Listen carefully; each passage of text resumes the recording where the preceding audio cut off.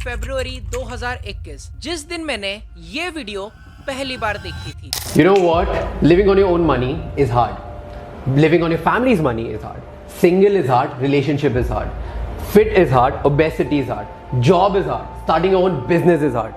ये वीडियो देखने के बाद मैं राज भाई को फॉलो करने लग गया, बट उसके बाद जो हुआ वो मैं आपको बता नहीं सकता। चलो ठीक है, बता देता हूँ। राज भाई के सक्सेस के पीछे सिर्फ 10% उनका लक है और 90% उनकी स्पीकिंग स्किल्स। राइट नाउ जब मैं ये वीडियो रिकॉर्ड कर रहा हूँ, राज भाई के यूट्यूब चैनल पे 1.5 मिलियन सब्सक्राइबर्स है, इंस्टाग्राम पे 1.6 मिलियन, लिंक्डइन पे 1.6 lakhs। बस इतना ही नहीं, he is founder of House of X, a best-selling author, and he hosts India's #1 business podcast called Figuring Out। ये सब स्टडी करने के बाद मुझे पता चला कि उनके पास ये 4-step फॉर्मूला है जिसे he uses in 90% of his videos, और इसका जो 4th स्टेप है ना, वो इतना इम्पोर्टेंट है कि राज भाई उसके बिना कभी ग्रो ही नहीं कर पाते। तो अगर आपको भी राज भाई की तरह इम्पैक्ट क्रिएट करना सीखना है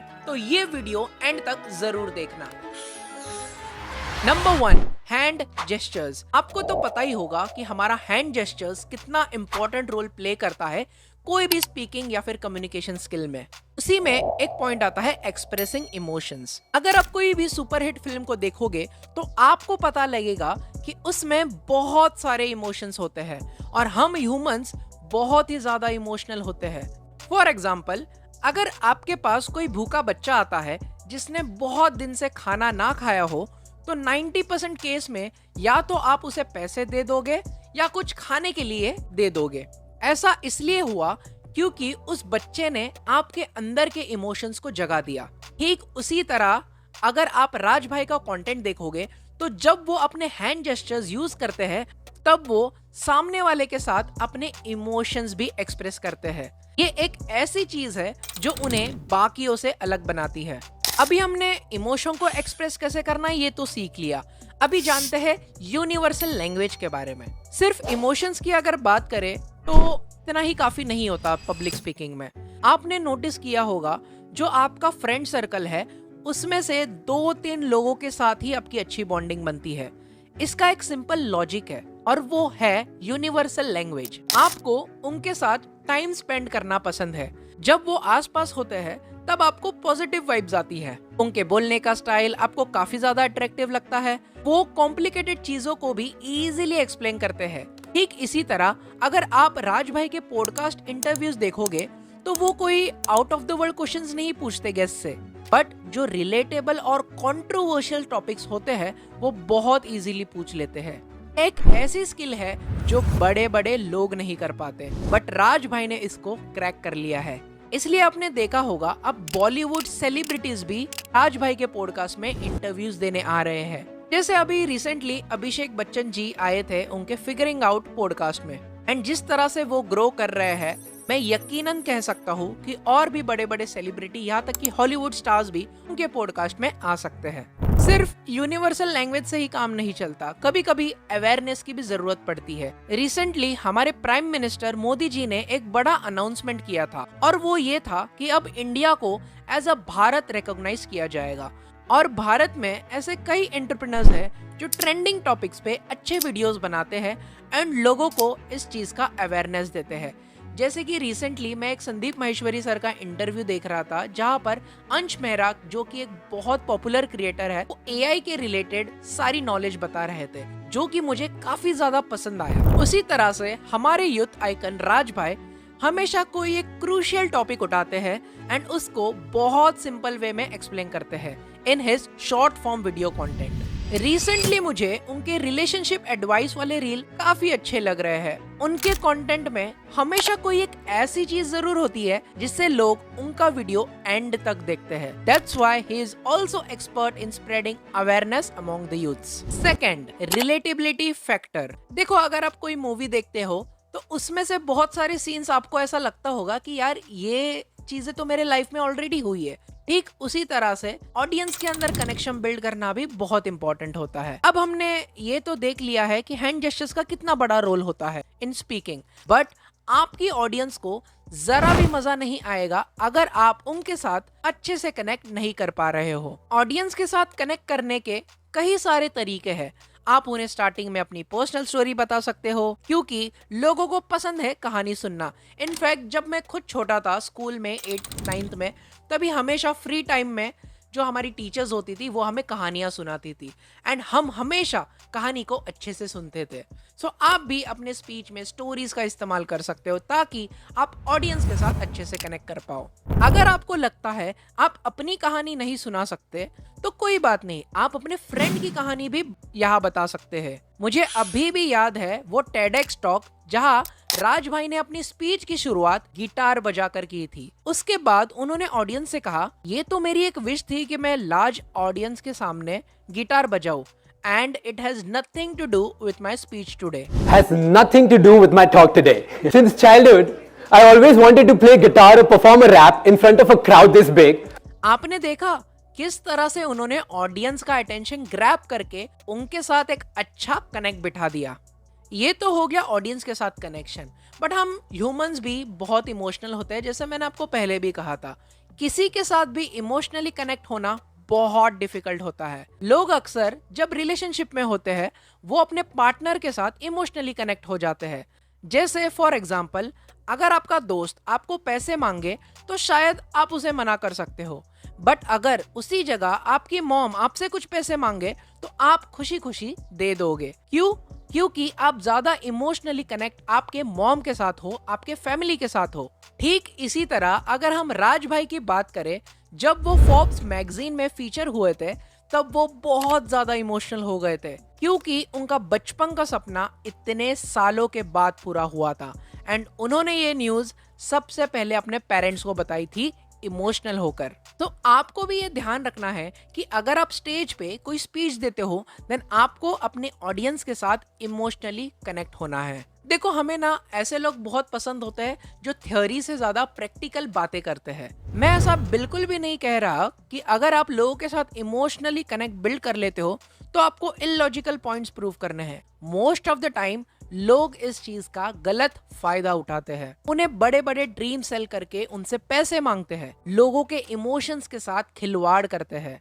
ऐसा कई बार बहुत सारे वर्कशॉप में ये हमें देखने मिलता है। बट यहाँ अगर मैं राज भाई की बात करूँ तो उनके व्लॉग्स में ही इतना वैल्यूएबल कंटेंट मिल जाता है। उनका व्लॉग बनाने का स्टाइल ही अलग है जो उनको यूनिक बनाता है। मैं खुद पर्सनली जब राज भाई के व्लॉग्स देखता हूँ तो वो हमेशा प्रैक्टिकल थॉट शेयर करते हैं। हम इससे ये इंस्पिरेशन ले सकते हैं कि जब आप स्टेज पे होंगे तब आपको सिर्फ प्रैक्टिकल और लॉजिकल चीजें ही लोगों के साथ शेयर करनी है। थर्ड आती है वॉइस टोनैलिटी। अभी देखो, अगर आप स्टेज पे हो एंड अगर आप बात कर रहे हो तो जाहिर सी बात है आपके अंदर कॉन्फिडेंस होना चाहिए। 3 इडियट्स मूवी तो आप सभी ने देखी ही होगी। आप ये तीनों कैरेक्टर्स को कंपेयर करके देखो। एक साइड है राजू, दूसरे साइड है रणछोड़ दास एंड में है फरहान। इन तीनों में से कौन सबसे ज्यादा कॉन्फिडेंट था मूवी में? जाहिर सी बात है रणछोड़ दास। उसका सबसे बड़ा रीजन था उसका पैशन और गोल। वो अपने लाइफ में क्लियर था कि उसे क्या अचीव करना है एंड इसलिए कॉन्फिडेंस हमेशा उसके चेहरे पे झलकता था। फरहान और राजू दोनों अपने लाइफ में कंफ्यूज थे।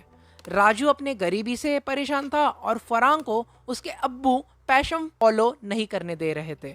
अगर हम इसको राज भाई की स्टोरी से कनेक्ट करें तो राज जब स्कूल में थे तब उन्होंने सबको बता दिया था क्लास में कि वो लंदन जाके आए हैं और सारे लोगों ने मान भी लिया और उनकी रिस्पेक्ट बढ़ गई स्कूल में। बट कुछ हफ्ते के बाद पता चला राज कभी पूरा इंडिया तक नहीं घूमा है एंड उसने सबसे झूठ कहा था कि वो लंदन गया है। बट राज भाई ने जिस टोन से बोला कॉन्फिडेंटली, वो लोगों को सच लगा। अब मैं आपको ये नहीं बोल रहा कि आप भी झूठ बोलकर रिस्पेक्ट गेन करो, बट अगर आपका गोल क्लियर है देन आप उसे कॉन्फिडेंटली लोगों के सामने रखो। देखो, लाइफ में ना क्लैरिटी होना बहुत ज्यादा इंपॉर्टेंट होता है। राज भाई आज एक सक्सेसफुल एंटरप्रेन्योर है, बट स्टार्टिंग से ही ऐसा नहीं था। उन्हें कई फेलियर्स का भी सामना करना पड़ा था। बैक इन 2013-14 उन्होंने अपने डैड के बिजनेस से हेल्प लेकर FMCG बिजनेस स्टार्ट किया था, जहां वो डिश वॉश जेल सेल करते थे एंड उनके टारगेट ऑडियंस थे हाउसवाइफ। उन्होंने ये बिजनेस को भी अच्छे से ग्रो किया।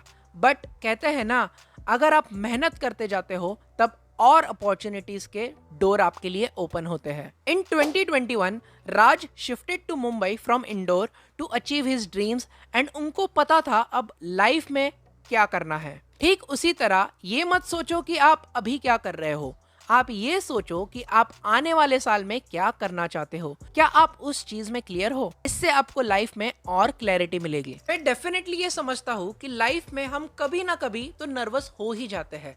अगर मैं आपको एग्जांपल के साथ समझाऊं, इलॉन मस्क ने जब टेस्ला ट्रक लॉन्च किया था तभी उनके डेमोन्स्ट्रेशन के टाइम उन्होंने प्रॉमिस किया था कि ये जो ग्लास है वो अनब्रेकेबल है, बट जैसे ही डेमोन्स्ट्रेशन हुआ तब वो ग्लास टूट गई थी। बट उन्होंने अपने नर्वसनेस को जिस तरह से कंट्रोल किया, इट वॉज माइंड ब्लोइंग। अगर इलॉन मस्क की जगह कोई और होता तो वो नर्वस हो जाता एंड सैड फील करता, बट इस सिचुएशन को इलॉन मस्क ने बहुत अच्छे से हैंडल किया।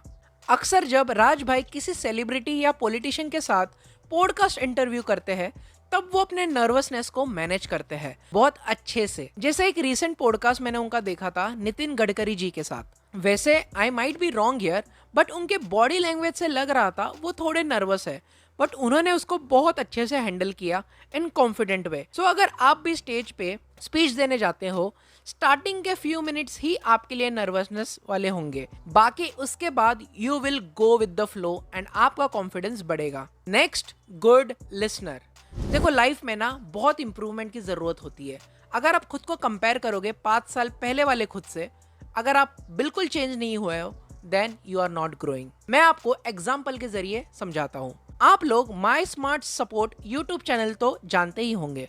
मैं उनको काफी समय से फॉलो कर रहा हूँ। वो तब से वीडियोस बना रहे हैं जब इंडिया में जियो का इंटरनेट भी लॉन्च नहीं हुआ था, बट आज उनका सबसे बड़ा कॉम्पिटिटर है मनोज दे। माई स्मार्ट सपोर्ट जी का डाउनफॉल सिर्फ एक चीज से हुआ एंड वो है no upgradation and no improvement. वो जिस तरह पहले वीडियोस बनाते थे कहीं ना कहीं आज भी उसी फॉर्मेट का बना रहे हैं, जो कि ऑडियंस को कम पसंद आ रही है। डिजिटल वर्ल्ड में अपडेटेड रहना बहुत जरूरी होता है। इसका एक और बेस्ट एग्जांपल है टेक्निकल गुरुजी वर्सेस टेक बर्नर।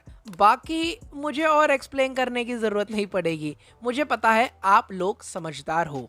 राज भाई ने भी हमेशा अपने कंटेंट को इम्प्रूव किया है। पहले जो व्हाइट बोर्ड पे मार्कर लेके वीडियोस बनाते थे, बट आज एकदम प्रोफेशनल वे में शूट करते हैं।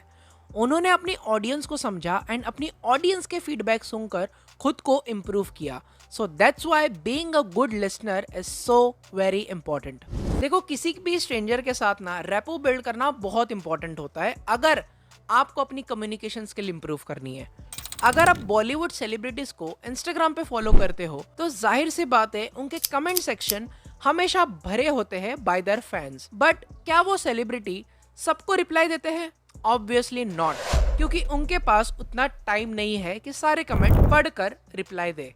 मैंने एक चीज राज भाई में ऑब्जर्व की है, वो ट्विटर और इंस्टाग्राम पे बहुत ज्यादा एक्टिव रहते हैं एंड मोस्टली उनके फैंस के कमेंट का रिप्लाई भी करते हैं। ये एक ऐसी चीज है जो उन्हें अलग बनाती है पर्सनैलिटी वाइज एंड उनका ऑडियंस के साथ अच्छा रेपो भी बिल्ड हो जाता है। फ्रेंडशिप में या फिर रिलेशनशिप में बहुत सारे मिसअंडरस्टैंडिंग होते हैं, राइट? मिसकम्युनिकेशंस होते हैं, बट अगर आप उसको सही टाइम पे सॉल्व नहीं करते हो देन आगे जाके प्रॉब्लम्स हो सकती है। ऐसा कहा जाता है अगर आपके पार्टनर ने अब तक आपको एक बार भी व्हाट्सएप पे ब्लॉक नहीं किया तो वो प्यार सच्चा नहीं है। Well, jokes apart, most commonly जो मिसकम्युनिकेशंस होते हैं रिलेशनशिप में वो मिसअंडरस्टैंडिंग की वजह से होते हैं। रिसेंटली मैं अपने फ्रेंड के साथ मूवी देखने गया था ड्रीम गर्ल। उसमें भी एक पावरफुल मैसेज दिया है बेस्ड ऑन रिलेशनशिप, जो कि कहीं ना कहीं मिसकम्युनिकेशन और ज्यादा एक्सपेक्टेशंस की वजह से होती है। कमिंग बैक टू राज भाई, उनके मुझे रिलेशनशिप वाले रील काफी ज्यादा पसंद आते हैं एंड वो अपनी हर एक बात क्लियरली डिफाइन करते हैं जिससे मिसकम्युनिकेशन बहुत कम होता है। स्टेज पे जब हम नर्वस हो जाते हैं तब आपको ये प्रॉब्लम फेस हो सकती है, बट आपको अपनी ऑडियंस के साथ कनेक्ट कभी लूज नहीं करना है।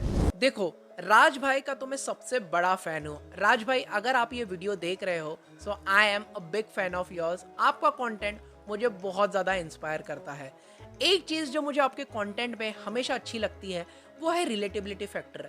जो भी सारी चीज़ें मैंने इस वीडियो में बताई, it was just my observation and अगर आपको ये वीडियो पसंद आया होगा तो कमेंट करें कि आपको कौन सा पार्ट सबसे ज़्यादा पसंद आया एंड शेयर करें अपने दोस्तों के साथ ताकि उनकी भी स्पीकिंग स्किल्स आप इम्प्रूव कर पाओ।